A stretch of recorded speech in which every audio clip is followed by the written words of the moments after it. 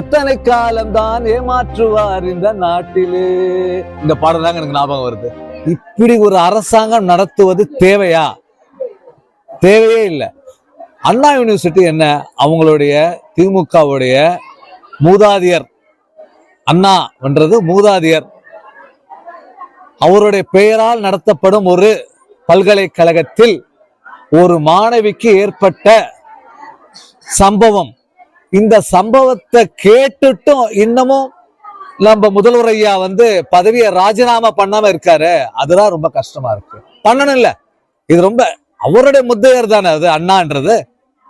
அவங்க பேர்ல இருக்கிற ஒரு பல்கலைக்கழகத்திலேயே இந்த ஆளும் கட்சி நடத்தும், இந்த ஆளும் கட்சி சார்பாக இருக்கக்கூடிய ஒரு பல்கலைக்கழகத்திலேயே இப்படி ஒரு விஷயம் நடந்திருந்தா வெக்கக்கேடா இருக்கு. இது ரொம்ப ரொம்ப மனசுக்கு ரொம்ப கஷ்டமா இருக்கு சார். அந்த சார் கண்டிப்பா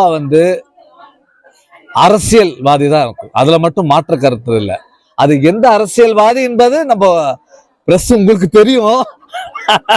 அது என்னன்னு யாருக்கும் இப்ப தெரியாம ஒரு ஒரு புதிரா இருந்துட்டு இருக்காது.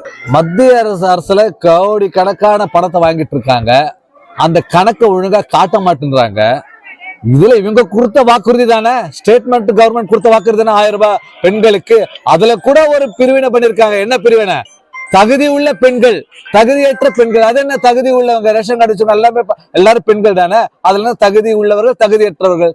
இப்படி இவங்க இந்த ஸ்டேட் கவர்மெண்ட் கொடுத்த வாக்குறுதியை காப்பாத்தாம இருந்துட்டு இருக்காங்க. அது இந்த தடவை இந்த 25ஆம் ஆண்டு இந்த வருஷத்திலேயே பிகினிங் இல்லைன்னு சொல்லிட்டாங்க, அதிருப்தியை கொடுத்துட்டாங்க. இது ஏழை வாழ மக்கள், கஷ்டப்படுற மக்கள் எவ்வளவு சிரமப்படுவாங்கன்றது அவங்களுக்கு இன்னும் புரியல. ஏன்னா அரசாங்கத்தை பொறுத்த வரைக்கும் அவங்களுக்கு உயர் அதிகாரிகளுக்கு சம்பளம் வந்துடுது, அரசாங்கத்தை சார்ந்தவங்களுக்கு சம்பளம் வந்துடுது, அரசியல்வாதிகளுக்கு எப்படியோ சம்பளம் வந்துடுது, எப்படியோ பணங்கள் வந்துடுது. ஆனா ஓட்டு போட்ட மக்களுக்கு இந்த வருஷமான ஒரு 1000 ரூபாய் கொடுக்க கூட வக்கீலனா என்ன அரசாங்கம்? நான் கேட்கிறேன். இது ஒரு சாதாரண அடிப்படையில் ஒரு மனிதன் ஒரு 12 மாசத்துக்கு ஒரு 1000 ரூபாய் கேட்கறாங்க. ஒரு மனிதருக்கு ஒரு குடும்ப அட்டைக்கு கொடுக்க முடியாது சொல்லும் போது வெக்கக்கேடா இருக்கு எனக்கு.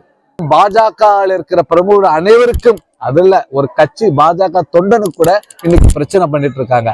ஆனா எதுக்கும் நாங்க பயப்பட போறதில்லை, எதுக்கும் பயப்பட போறதில்லை. நீதிக்காக கேட்டு போராடுவோம், வெற்றி அடைவோம். 26 எலெக்ஷன்ல கண்டிப்பாக பாஜக வரும் என்ற நம்பிக்கையோட உழைப்போம். எத்தனை காலம்தான் ஏமாற்றுவார் இந்த நாட்டிலே. இந்த பாடல் தாங்க எனக்கு ஞாபகம் வருது.